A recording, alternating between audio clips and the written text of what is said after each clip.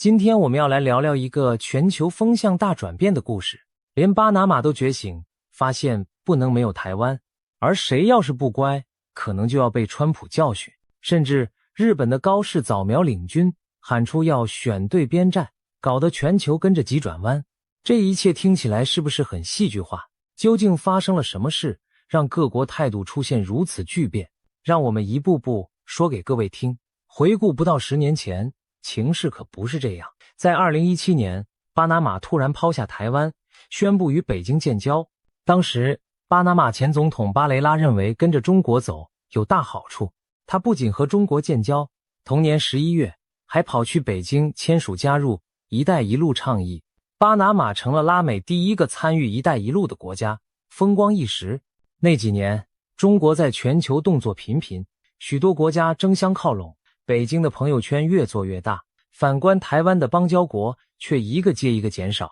短短几年内，多明尼加、萨尔瓦多、洪都拉斯等等纷纷和台湾断交投向中国。台湾的正式邦交国从20多个骤减到只剩13个。当时看起来，中国以经济利诱和外交施压打压台湾的策略所向披靡，很多国家为了中国的市场和钞票，不惜冷落台湾这个老朋友。那段时间，不少国家对中国卑躬屈膝，对台湾避而远之。毕竟现实摆在眼前，中国有庞大经济实力和投资，台湾则相对弱小。就拿巴拿马来说，当年巴雷拉政府认为与中国建交能换来大量基础建设、投资、观光客和经贸红利。巴拿马运河作为全球航运命脉，也希望借中国势力得到更多发展机会。再比如洪都拉斯，长期从台湾拿到不少援助，但最后仍在2023年与台湾断交，转投北京怀抱，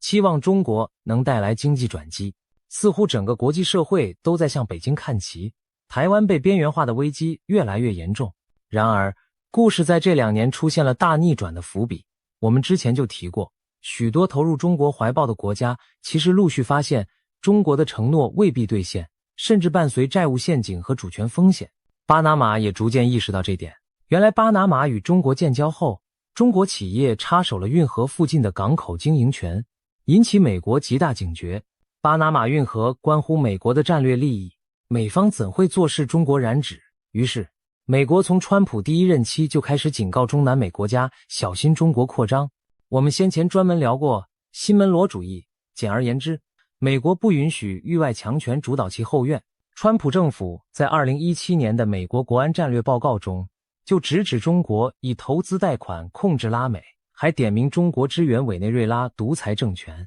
2020年时，美国更把拉美定位为抗衡中国的关键战场，希望拉美国家加入围堵中国的行列。即使后来拜登政府上台，这个基调也延续着。美国持续渲染中国要接管拉美的危险，只是拜登虽然态度强硬，手段上相对温和一些，主要用拉拢合作的方式。然而现在剧本迎来了新的转折点，川普卷土重来，并且玩真的了。2024年美国大选，川普东山再起，令全球都绷紧神经。川普第2次就任总统后，2个关键词就是关税和拉美。这位大叔可没打算客气，一上任就挥舞起大棒，准备收拾那些他眼中不听话的国家。首先开刀的正是巴拿马。早在胜选到就职期间，川普就大张旗鼓地猛攻巴拿马运河问题，宣称巴拿马政府把运河控制权拱手让给中国，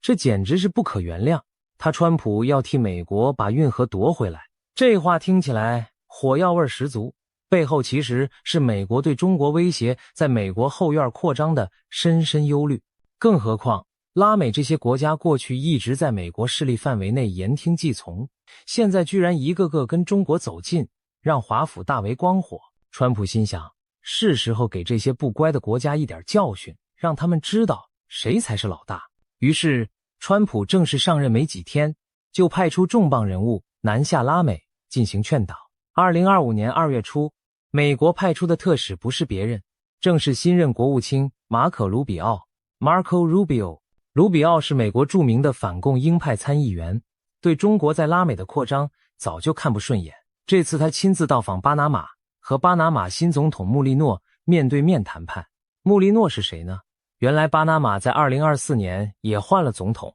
新任领导人穆利诺走马上任。面对卢比奥，穆利诺一开始强调巴拿马运河的主权不容置疑，但卢比奥可不吃这一套，直接传达川普的立场：中国对巴拿马运河的渗透已构成威胁，违反了巴拿马运河的中立条约。美国要求巴拿马立刻改弦易辙，否则美国将采取行动捍卫自己的权益。这话说得非常不客气，几乎像最后通牒，要么你自己把中国势力踢出去，要么就等着美国出手。穆利诺总统当下也被震慑住了，他虽然嘴上维护主权，心里很清楚巴拿马不能硬碰硬得罪美国，于是他立刻做出一系列让步动作。首先，他证实巴拿马政府正在重新审查中国公司取得的港口经营权，这暗示什么呢？暗示如果审计结果发现问题，不排除取消中国公司在运河港口的合约。果然，外界随即传出消息，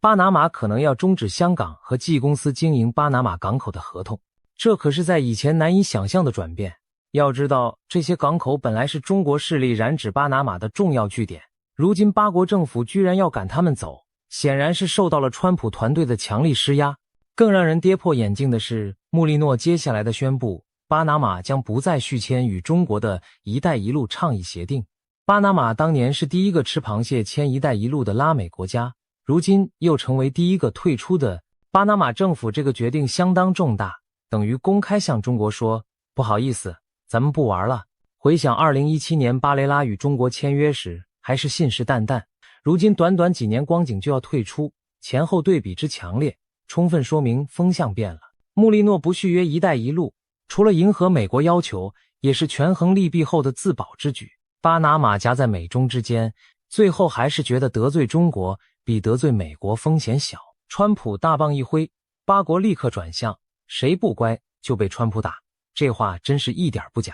卢比奥此行堪称战果丰硕，巴拿马让步后，卢比奥马上乘胜追击，接连访问萨尔瓦多、哥斯达黎加、危地马拉和多明尼加等拉美国家。这几个国家可都是关键，有的像萨尔瓦多、多明尼加也是前些年和台湾断交倒向中国的，有的如哥斯达黎加早在1907年就与中国建交，还有危地马拉是仍然和台湾有邦交的少数国之一。卢比奥此番环游中美洲，表面议题包括讨论移民问题，但更重要的任务恐怕是替川普 2.0 时代的美拉关系布局。他的目标很明确，扩大美国在当地影响力，进一步阻止中国渗透。可以想见，他在萨尔瓦多等国也祭出了类似巴拿马的大棒加胡萝卜策略。或许对萨国总统布克雷说，你们之前跟中国签港口建设很亲热是吧？最好考虑清楚，美国可不乐意看到中国军舰将来停在萨尔瓦多的港口。对还未倒向北京的危地马拉，他可能安抚说，只要你们继续和台湾站一起，美国就在经贸上多给你甜头。总之，川普政府透过卢比奥明确传达一件事，我们回来了，所有国家都要重新选边站队。就在美国挥舞拳头的同时，巴拿马自身其实也在反思和改变。说起来讽刺，巴拿马当年和台湾断交时曾经冷酷地说，世界上只有一个中国，仿佛台湾毫无价值。然而不到几年，现在巴拿马反而意识到不能没有台湾。为什么这么说呢？因为巴拿马不仅要配合美国战略驱逐中国势力，巴国内部也出现了希望修补对台关系的声音。我们看到一个有趣的现象，2023年初，巴拿马国会的外交委员会主席卡斯塔涅达带领跨党派多位议员直接组团来台湾访问。要知道，巴拿马此时和台湾并无外交关系，中国方面当然大力施压阻挠，但这批巴拿马议员不为北京打压，毅然顺利访台，还高喊要重建友谊。他们此行横跨多个政党，自称代表的是人民的心声与主流意见。访台期间，巴拿马议员们对台湾的民主发展和经济成就印象深刻，回国后公开赞扬台湾超乎预期的进步。他们期盼透过国会外交深化双边合作，甚至表达希望推动巴台之间签自由贸易协定，加强经贸往来。这些话语和行动透露出一个强烈信号，巴拿马相当一部分政界人士和民意对当初切断与台湾的邦交是感到遗憾的。他们希望弥补关系裂痕。为什么短短几年，巴拿马对台湾的态度急转直下又急转直上？这背后当然有多重原因。一方面，中国这几年的一些作为确实让不少国家心生警惕，譬如“一带一路”在其他国家带来的债务问题已经有前车之鉴。与中国打交道，往往发现甜头没尝到多少，苦头却不少。也许巴拿马发现运河港口给中国经营，自己主权风险提高，经济上却未见得有多大好处。另一方面，台湾的价值与实力逐渐赢得国际肯定，尤其台湾在科技产业上的领先地位，让许多国家认识到和台湾保持合作对自身发展有利。有句话说得好，得台湾者得芯片，全球最先进的芯片很多掌握在台湾手中。巴拿马或许没有直接参与高科技产业，但他也知道自己掌管的运河每天有多少装载电子产品、汽车等货物的船只通过，这些产品都仰赖台湾供应链。试问，若台海出了事，全球经济遭殃，巴拿马能独善其身吗？答案是否定的。所以从战略到经贸，台湾对巴拿马都变得不可或缺。总之，巴拿马的醒悟并非出于一时兴起，而是现实环境驱使。既然不能没有台湾，那就只能重新靠近台湾。不光是巴拿马，整个国际上的风向都在变。您可能会问，是哪些迹象显示全球正在选对边站呢？让我们把目光转向亚洲。我们看到一个重量级人物，日本的新任首相高市早苗。这位日本的铁娘子最近可是把北京气得跳脚。高市早苗上任后明确表示，台湾有事就是日本有事，日本绝不会坐视不管。他在国会备询时甚至强调，如果中共武力侵略台湾，日本可能行使集体自卫权协防。要知道，日本自二战后一直受和平宪法限制，对海外用兵极为谨慎。以前日本领导人面对台海有事怎办这类问题，通常都打太极，模糊带过。而高市早苗倒好，干脆直接了当地把话挑明，必要时日本会出兵相救台湾。这番石破天惊的言论立刻引来中国强烈反弹。北京指责日本曾殖民台湾，对台湾问题更应谨言慎行，妄图用历史包袱来压高市早苗。但高市可不是软弱的主，他明确表示不会收回自己的发言。中国抗议无效，日本国内多数民众和盟友国家倒是对高市的强硬表态表示支持。毕竟面对一个咄咄逼人的中国，谁都希望日本这个亚洲强国能扮演更积极的角色。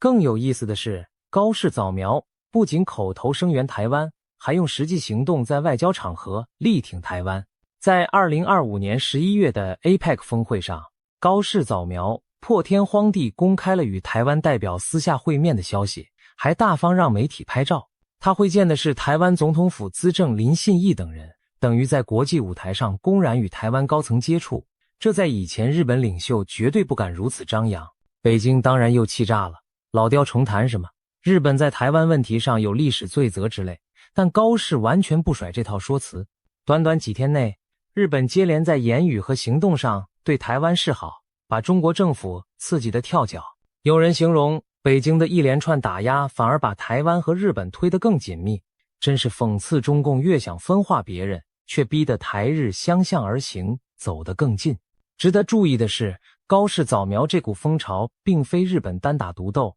也离不开美国的战略配合。川普和高市这两人在东亚几乎形成一个自由民主战线的双箭头。2025年10月底，川普和高市举行了首次美日领袖会谈，双方再次确认维护台海和平稳定的重要性。而且川普更当面向高市保证，无论你想要什么帮助，需要什么协助，我们都会在这里。这句话霸气十足，相当于美国承诺全力支援日本应对台海危机。有了美国撑腰，日本底气更足。据说高市稍后在与中国国家主席习近平会谈时，也当面强调了日本对台海和平的坚定立场。有美日这样高度默契的配合，北京自然无法各个击破。川普本人更是语出惊人的放话 Taiwan is Taiwan， 台湾就是台湾。这听起来平淡，实则意味深长，等于直接戳破了中共台湾是中国一部分的宣传。川普在专机上公开说出这句话后，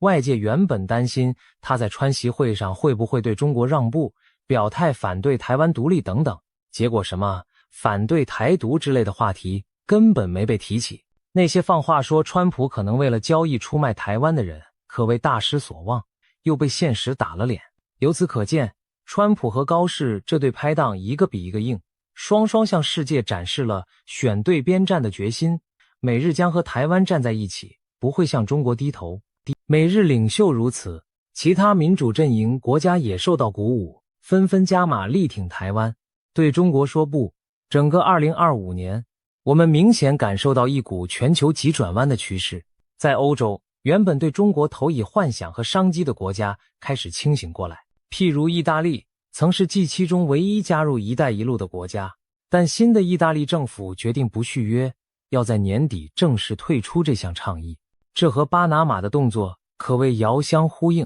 大家纷纷从一带一路抽身，象征对中国扩张战略的不信任。再看德国，现任政府明确把中国定位为系统性竞争对手，还发布了对华战略文件，强调降低依赖，加强风险管控。英国也不甘落后，不仅多次在香港、新疆议题上谴责北京，还积极派遣航母编队前往印太示威，与美日澳共同演训。更别提北约了，今年北约不但在公报首度点名中国挑战，还计划在日本设立联络处，加强与亚太伙伴的协调。欧洲这一系列转变，几年前是难以想象的。当初立陶宛勇敢地顶住中国威胁，设立台湾代表处时，很多人担心中国经济报复会让立陶宛撑不下去。然而，欧盟出乎意料的团结，推出反制措施声援立陶宛，并没有让北京各个击破。这件事成了欧洲觉醒的契机，大家发现中国也没那么可怕，至少不值得为了讨好北京而出卖价值观和伙伴。如今，越来越多欧洲国家愿意与台湾发展官方交流。捷克新任总统一上任就和蔡英文总统通电话，高调表示支持台湾民主。法国参议院、德国国会接连组团访台，法德还联合派出军舰在西太平洋航行，向中国传达维护航行自由的信号。欧洲这股风向转变，也正是选对边站的体现。民主国家逐渐形成共识，要在价值和利益上站到一起，抵抗集权扩张。在亚太地区，除了日本，其他国家也在重新调整步伐。最明显的是菲律宾。前些年菲律宾在杜特地掌权时，一度向中国靠拢，对南海争端睁一只眼闭一只眼，结果换来的不是和平繁荣，而是中国变本加厉的海上扩张。现在菲律宾总统换成小马可仕后，立刻翻转政策，重新拥抱美国盟友关系，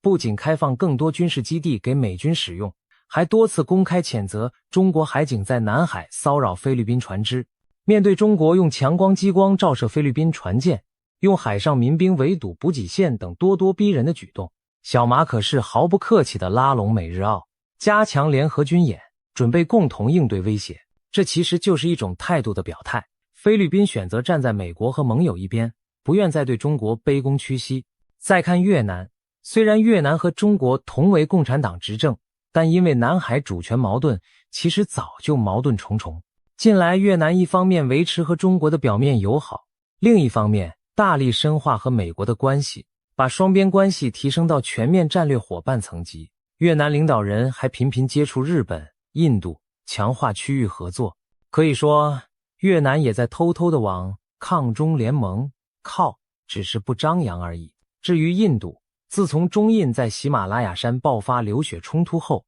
印度民间反华情绪高涨，政府也逐渐远离中俄，而靠近美西方。印度加入了四方安全对话 QUAD， 加强与美日澳在军事上的协调。在联合声明中也首次提到维护台海和平的重要性。尽管印度传统上标榜不结盟，但面对中国威胁，它实际上已经向自由阵营偏移。连一直小心平衡的韩国，近来也对台海议题表态更明确了。南韩总统尹锡悦公开表示反对中共片面以武力改变台海现状，这在以前韩国领袖口中是少见的强硬。可见随着局势紧张，韩国也不得不更靠近美日立场。总体而言，亚太国家正形成一条越来越清晰的防线，把台湾纳入他们自身安全利益的一部分。日本首相高市早苗的强硬表态正是这种趋势的缩影。他领军号召其他民主国家一起选对边站，站到维护台湾、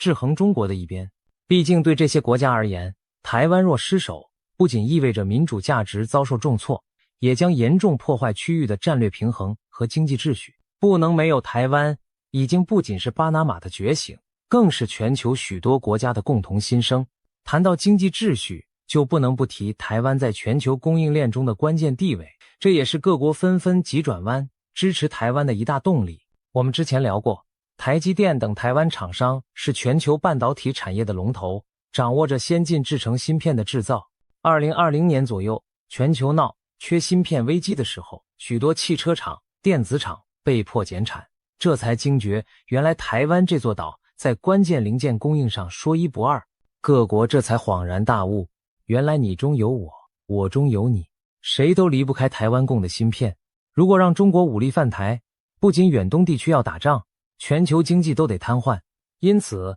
保护台湾其实就是保护各国自己的利益。这几年，美国和盟友一方面积极邀请台积电到美国、日本设厂，试图分散供应风险，但另一方面也更不敢让台湾落入中国手中，因为现实上短期内去台化供应链根本做不到。欧洲人过去或许对台海安全不曾关注，但当他们看到汽车业受芯片短缺打击，突然发现自己也被台海局势牵着鼻子走，于是不少欧洲国家开始把台湾问题跟自身利益直接联系起来。德国经济部长哈贝克就直言，台海若生战争，德国经济将陷入极大危机。这等于是公开承认不能没有台湾，这绝非夸张的口号，而是实实在在的经济现实。再加上这几年中国对外经贸关系中频频使用经济胁迫手段，也让各国心生反感。澳洲曾因为呼吁调查新冠疫情来源，被中国制裁其煤炭和红酒出口。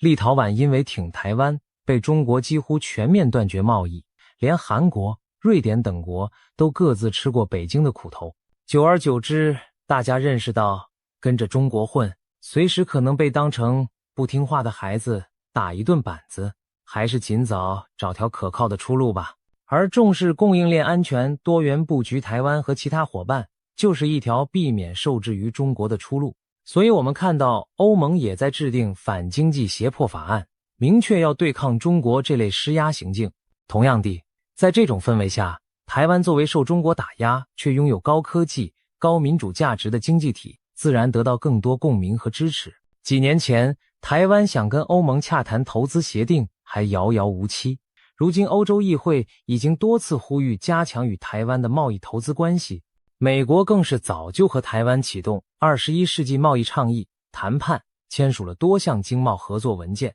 这些进展都说明各国在经济上也在向台湾靠拢，避免把鸡蛋都放在中国篮子里。讲了这么多，我们可以发现一个有趣的现象，曾几何时，台湾似乎是国际关系中的边缘配角，而如今台湾变成各国争相拉拢、谁都不敢失去的关键角色，这实在是巨大转变。巴拿马的觉醒象征着曾经离开台湾怀抱的友邦开始回心转意，川普的重拳出击让墙头草国家不得不重新排队站队，高市早苗的领军则代表着民主阵营公开为台湾撑腰的决心。全球局势仿佛进入新冷战般的对抗格局，但和以往不同的是，台湾不再是被默默交易的棋子，而是盟友阵营中的一员，甚至被视为必须全力守护的宝物。然而，故事并没有结束，我们还得清醒地看到，这股选对边站的风潮必然引来另一方的反扑。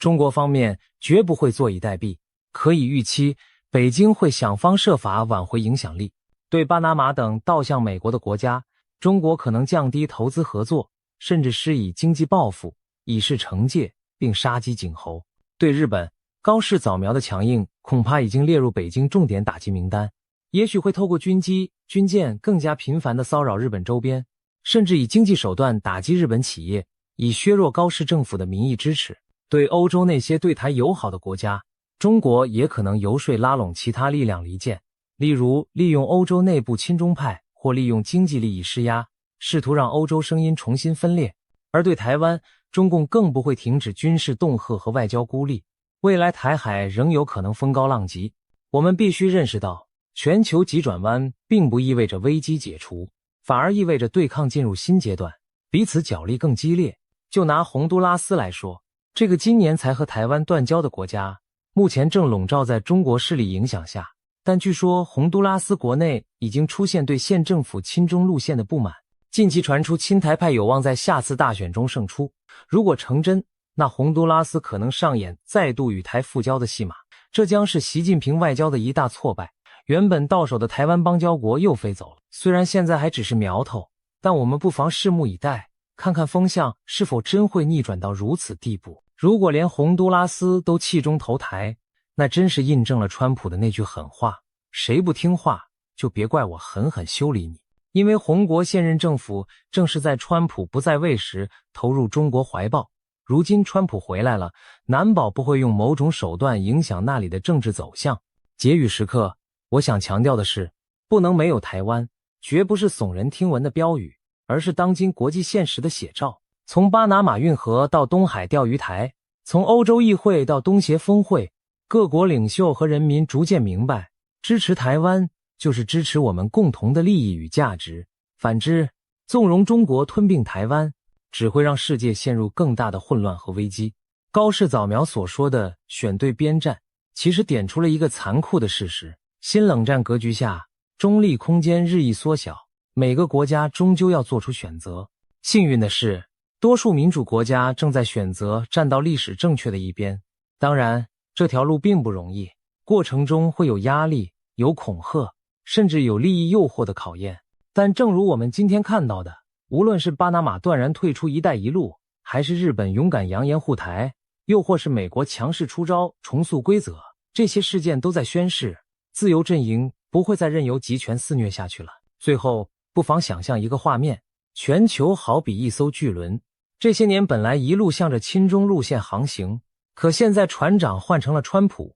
副手是高市早苗，加上无数水手，各国伙伴一起用力，硬是让这艘船来了一个急转弯。虽然转弯时难免风高浪急，船身剧烈摇晃，但方向毕竟改变了，朝向一个更加团结、抗衡威权的航向。未来的航程或许依然充满风险，谁都无法保证一定风平浪静。然而可以确定的是，台湾在这艘巨轮上的地位已经举足轻重，再也不是可有可无的小角色。世界各国真正意识到了台湾的重要，知道了他们不能没有台湾，这对台湾而言是巨大转机，对民主阵营而言也是一大利多。展望未来，我们期待看到更多国家觉醒，更多正义阵营的壮大，同时也要密切关注北京的动向。毕竟大国博弈远未结束，历史的航船已转舵，接下来是迎风破浪还是遭遇暗礁，就让时间去检验。但无论如何，